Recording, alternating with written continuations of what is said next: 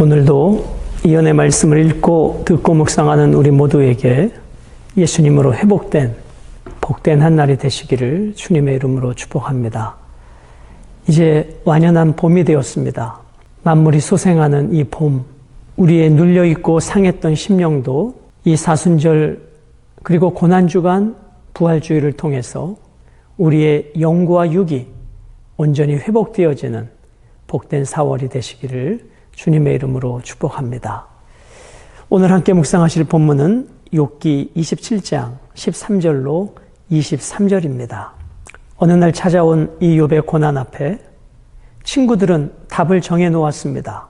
정의로우신 하나님, 공의로우신 하나님께서 욥을 이렇게 심판하신 것은 틀림없이 욥 엄청난 숨겨진 죄악이 있었기 때문이라고 친구들은 죄로 이런 고난이 왔다고 이야기합니다. 그러나 계속되는 대화를 통해서 나는 이런 고난당할 만한 죄를 지은 적이 없다라고 욥은 계속해서 항변합니다. 친구들은 정죄하는데 욥은 죄인이 아니라고 이야기하죠. 이 욥과 엘리바스, 빌닷, 소발 세 친구들과의 대화는 욥기 후반부에 어떻게 하나님께서 정리해 가시는가를 우리는 보게 될 것입니다. 자, 13절은 악인이 받을 분깃과 산업에 대하여 말씀합니다. 악인이 하나님께 얻을 분깃, 포학자가 전능자에게 받을 산업은 이것이라. 악인, 포학자, 그들이 하나님으로부터 받을 분깃, 산업, 이것은 유산을 말하는데 그것은 바로 하나님의 심판을 말하는 것입니다. 사랑하는 여러분, 분깃은 대개 이스라엘의 각 지파나 가문에 할당된 것으로 그 자손들에게 계속해서 물려주는 것을 말하는 것입니다. 그런데 악인들이 물려받을 유산은 하나님의 심판과 재앙이 될 것입니다. 그 악인들과 그의 자손들과 그의 후손들은 계속해서 하나님의 심판이 있을 것이라고 이야기합니다.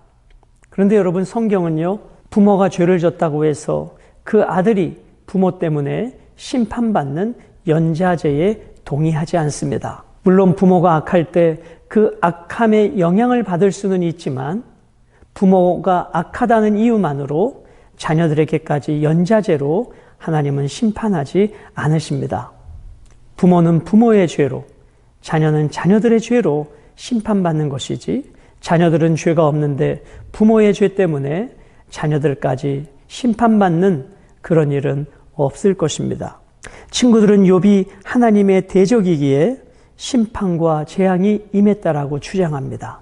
욥의 현실을 통해서 너는 지금 하나님의 심판과 재앙을 당한 결과라고 이야기합니다.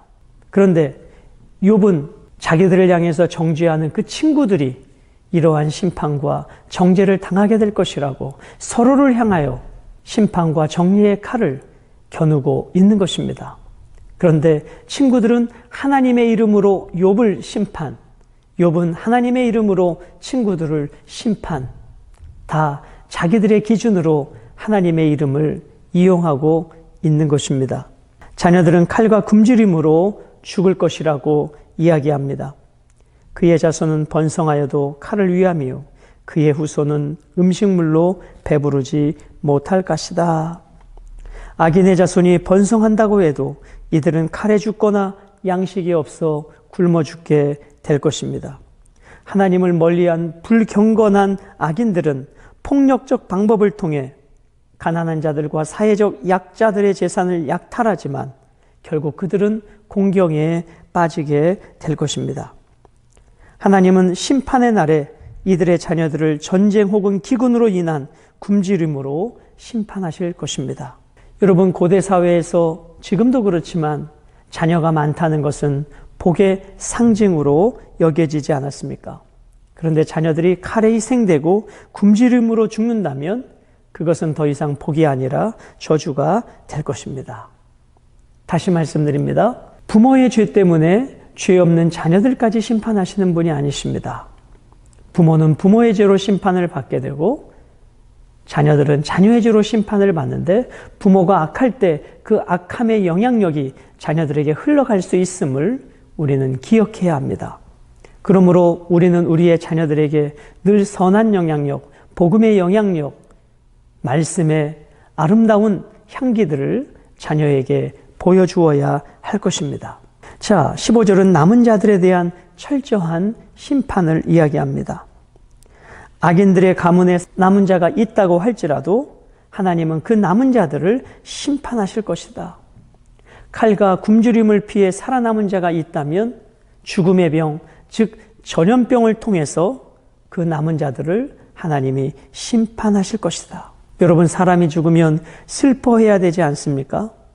그런데 이들을 위해 슬퍼해야 될 과부들도 자식들의 죽음이 너무나 슬프고 고통스럽기에 더는 흘릴 눈물이 없게 될 것입니다.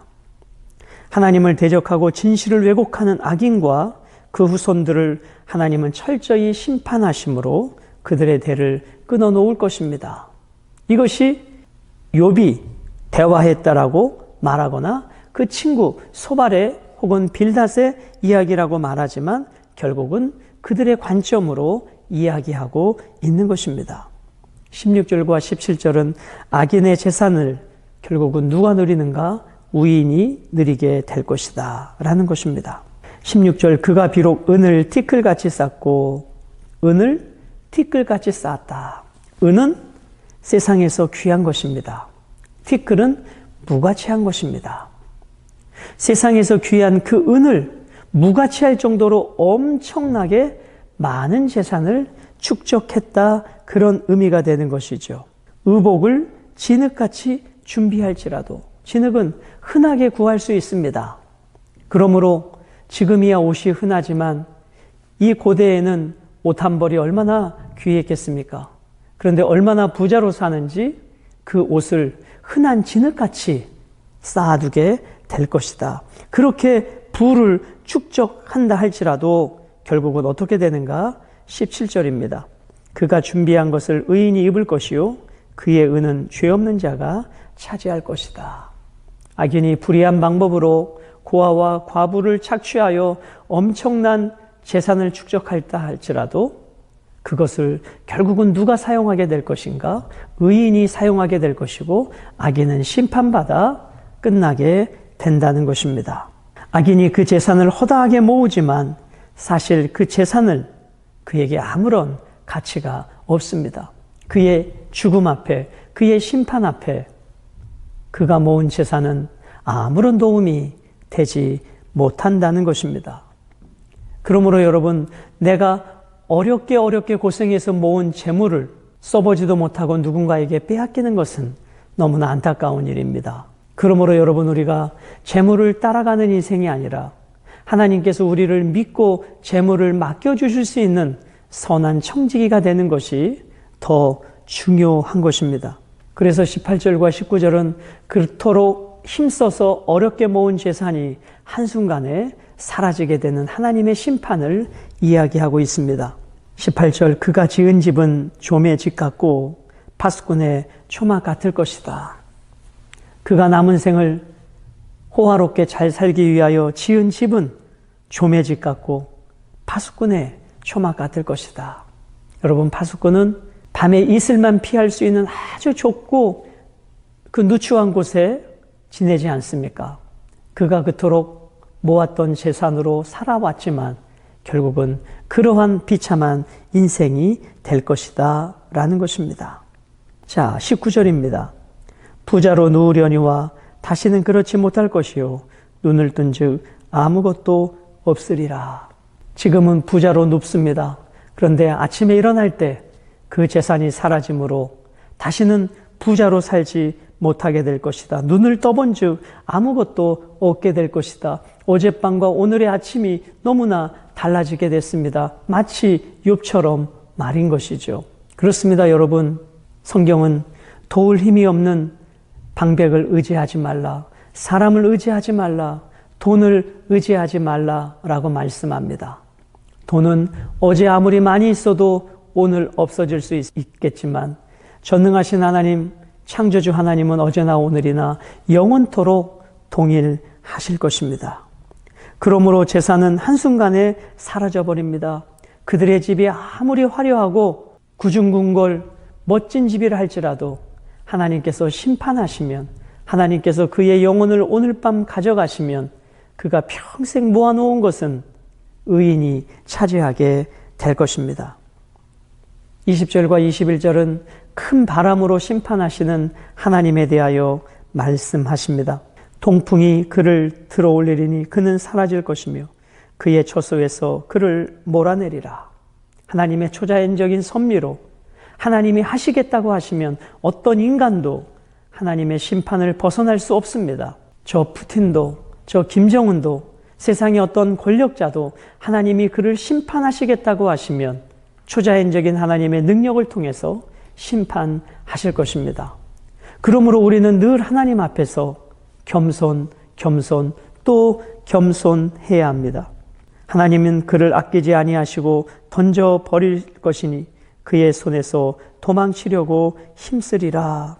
엄청난 바람, 폭풍과 동풍이 순식간에 그를 끌어올리면 그는 자신을 위해 지어놓은 아름다운 집에서 더 이상 살 수 없게 될 것입니다.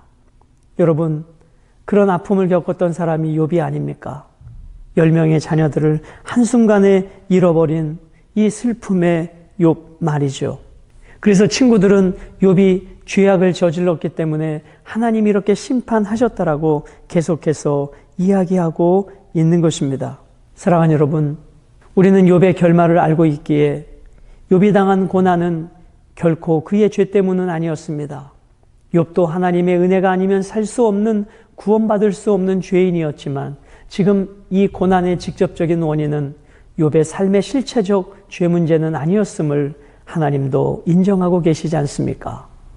그래서 우리가 살아가는데 내 연약함, 죄 때문에 당하는 고난이 아니라 주님을 위한 고난, 까닭 없는 고난, 주를 위하여 받는 애매한 고난, 그런 고난들은 하나님 앞에 참음으로 아름다움이 된다라고 성경은 말씀하고 있습니다. 끝으로 22절과 23절은 악인들은 공포와 조롱의 대상이 될 것입니다. 사람들은 그를 바라보며 손뼉치고 그의 처소에서 그를 비웃으시리라. 하나님의 심판을 피하기 위해 악인들이 필사적으로 탈출하지만 그 누가 하나님의 시선, 하나님의 심판을 피할 수 있겠습니까? 하나님으로부터 도망칠 수 있는 인간은 한 사람도 없습니다. 요나가 아무리 저 지구 반대편 배 가장 깊은 곳에 들어가 누웠어도 하나님은 그곳까지 추적해서 큰 풍랑을 통해 요나를 흔들어 깨우지 않으십니까? 그렇습니다, 여러분. 우리는 하나님의 시선을 피할 수 없습니다. 끝까지 나를 포기하지 않으시는 그 아버지의 사랑 앞에 우리 속히 말씀으로 돌아오고 예배로 돌아오고 주님의 뜻 가운데 돌아와 우리의 영과 육이 회복된 삶을 살아가야 될 것입니다. 사랑하는 여러분, 오늘 우리는 본문을 통해서 이 친구들과의 끝없는 대화를 통해서 끊임없이 자기 관점과 논리로 이야기하고 있는 이들을 향해서 우리는 이러한 마음을 가져야 하지 않을까요? 여러분, 성경의 많은 주제 중에 하나는 왜 하나님은 의인은 잘 살게 하시고 의인은 고통받게 하시고 악인은 잘 살게 하시는가? 이것이 의문점입니다. 그런데 여러분, 악인이 일시적으로 잘 살 수 있지만 결국은 의인이 승리하는 나라가 될 것입니다. 그것이 하나님의 백성들에게 주시는 복이기 때문이죠.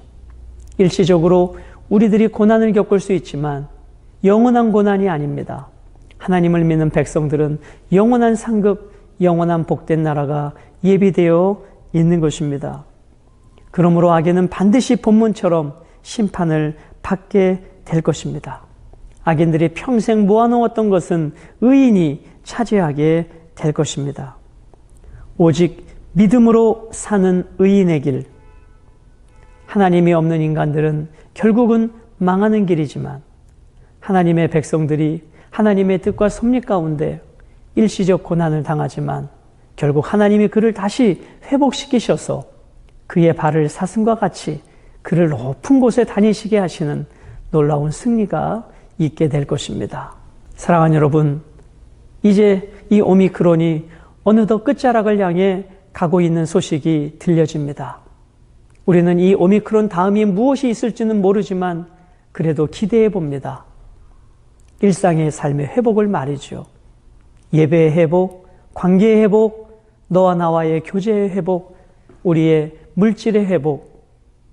이제 이 4월은 그런 회복을 향해 나아가고 준비되어지는 복된 삶이 되시기를 주님의 이름으로 축복합니다.